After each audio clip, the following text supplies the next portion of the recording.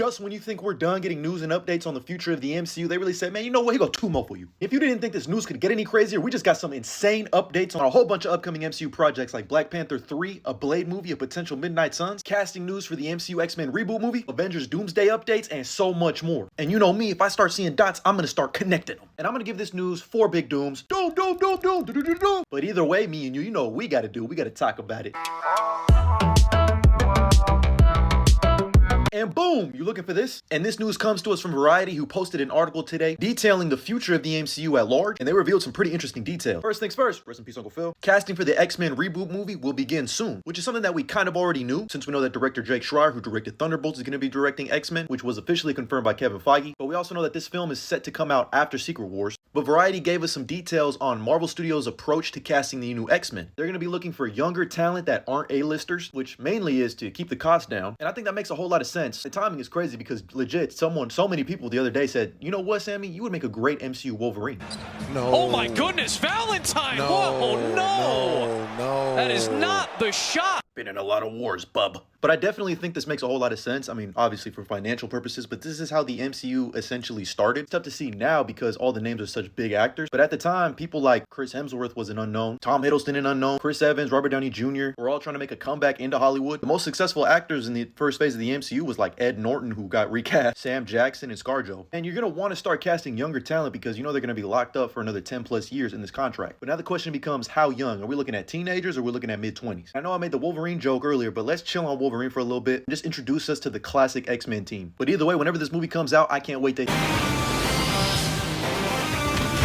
Moving on, we also got some very interesting details about Avengers Doomsday and a lot of the actors' roles, mainly Pedro Pascal. Now, about a week ago, it was reported that he was going to be the lead of the Avengers, which a lot of people took as the leader of the Avengers, which no. Today, Variety shed a little bit of light on that news, and they did report that Pedro Pascal's Reed Richards is going to have an integral role in Doomsday, which, duh, he's probably going to be the one that figures out a way to make interdimensional travel possible. And he has a key role in the Secret Wars storyline from Jonathan Hickman, so I think it just makes a whole lot of sense that the smartest man in the world would know what to do. But something else Variety said was that Reed Richards is set to not be one of the leads in Doomsday, so it's kind of contradictory, but I think it makes sense. I think the lead of Doomsday is going to be Robert Downey Jr. as Doom. And the other co-leads are probably going to be like Chris Hemsworth Thor, Reed Richards, and Sam Wilson's Captain America, if I had to guess. But moving on to the MCU's Blade movie, Variety reported that Marvel Studios is in no rush to make a Blade movie. Yeah, we know. It's been 6 years since you guys announced Mahershala Ali was going to be playing Blade, and all we've had is his voice in Eternals. Like, it's still crazy that they have a 2-time Oscar-winning actor, Mahershala Ali, and haven't done anything with Blade. Because, dog, how hard is it to make a Blade film? By the time we get it, Mahershala Ali is going to be 50. But I'm not mad. As long as you deliver us a good film, I'm going to be happy regardless. But what I also think and hope this means is that we get a focus on the supernatural side of Marvel Comics and the MCU at large in the next phase after Secret Wars. There's already been reports that they're going to be working on a Midnight Suns film, which I think makes a whole lot of sense to kind of branch us into this new supernatural realm, an era or a phase of Marvel. Honestly, the apology need to be louder than the disrespect for Blade. So I hope the MCU does an entire phase focused on Blood Hunt, adapting some type of element from this, where Blade himself is a key fixture in the story, and it's an Avengers level event. I think that would be a great way to make it up to us, because I'm just a big fan of what Jed McKay did with Blood Hunt,